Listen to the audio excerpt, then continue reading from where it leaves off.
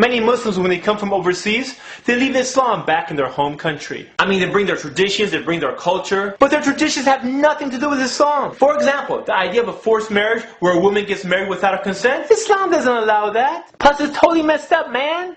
Islam liberated people from this ignorant way of thinking. But some Muslims, they love their culture more than they love Islam.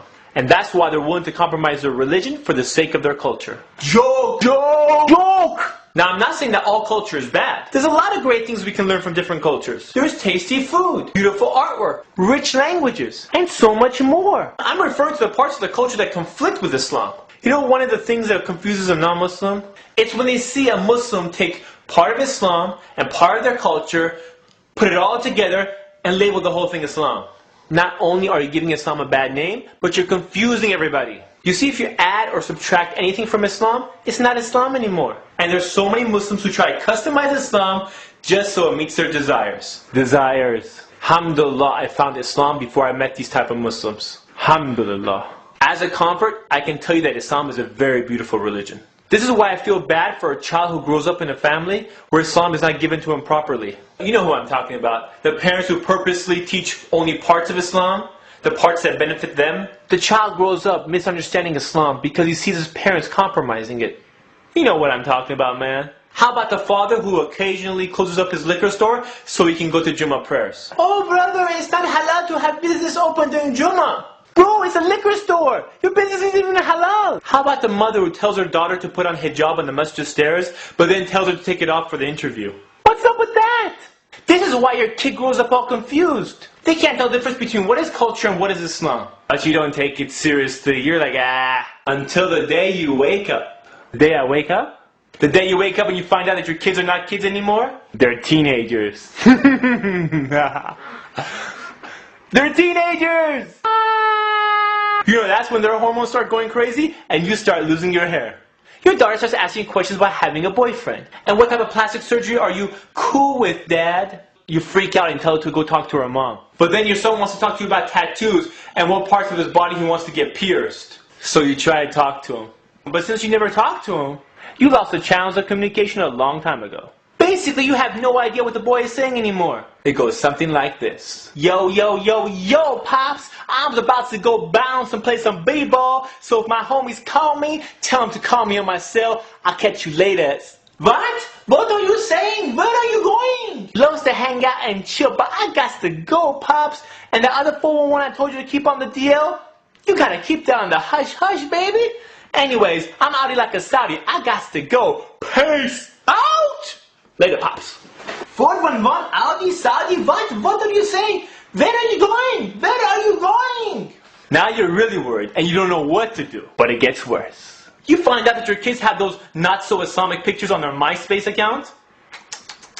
Now your son has chosen the career of gangster rapper for himself. And your daughter wants to be a part-time model, part-time feminist. Actually, her whole feminist movement is because of you. You see, throughout her life, she's been watching the way you've been unjustly treating her mother. You brought your back-home mentality where you thought you're the king and she's your slave. And since you didn't treat your wife properly, the way Islam teaches you to do so, your daughter's now rebelling against you and your backwards way of thinking.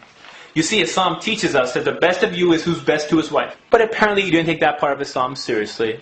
And now you're paying for it. And right when you think the relationship between you and your daughter can't get any worse, you hear those 4 words that make you want to cringe. But I love him. At this point, you start to panic.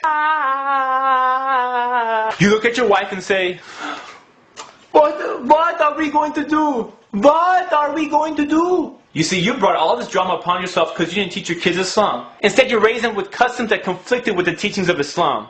As little kids, they follow those customs. But guess what? They're young adults now, and they're thinking on their own. Because they see the errors and the backwards customs that they were raised with. Here's a reality check for you. Many kids have no intention to practice the culture of their parents. So instead they picked up their own culture. Not that it's any better than your culture. Sometimes it's actually worse. So instead of picking up your culture, they decide to pick up their own. By the way, don't you wish you tell them about Islam right about now? You see, in this new culture that your kids just picked up, it's cool to be rebellious. So they don't listen to you. And since you never gave them role models, or you were never role models for them, they decide to pick up their own role models. People they can look up to, people they can imitate. Society teaches them what is cool and what is not. Everything from the way they dress, to the way they act, to even the slang they use. Didn't you see the signs? Remember last Eid? Boy, what do you want for Eid? Yo, Pops, how about some of that bling bling? Okay, bling bling. We get them bling bling. What is bling bling? Now you tried everything you can, and as a last resort, you drop off your kids at the Sunday class. You know that's the weekly Sunday class for the young kids at the masjid? The one you never took them to? So you drop them off at the masjid, hoping the volunteer staff performs some type of miracle. But your kids don't even give the class a chance. Everything goes in one ear and out the other. Now your kids think you're a hypocrite because you tell them to do something that you don't do yourself. If you were praying, fasting, and doing all the other things that you tell your children to do, maybe they would have done it. It's like someone telling you, don't be a smoker. It'll kill you. How do you respect that? So many kids go away from Islam because Islam was not presented correctly to them. They get taught the modified version, where parents mix the culture with Islam and package the whole thing under the label of Islam. And then they see the errors in the culture. Yes, parents have rights in Islam, but your children have rights too. If you know Islam, teach it to your kids. Don't just tell them about how to be a good Muslim. Be a role model. That means you have to do it too. If we practice Islam the way the Prophet ﷺ taught us to practice it, we wouldn't be in this mess. But as long as we love our customs more than we love Allah subhanahu wa ta'ala, we will continue to suffer. You know what I'm saying? This is Ali reminding you just in case you forgot.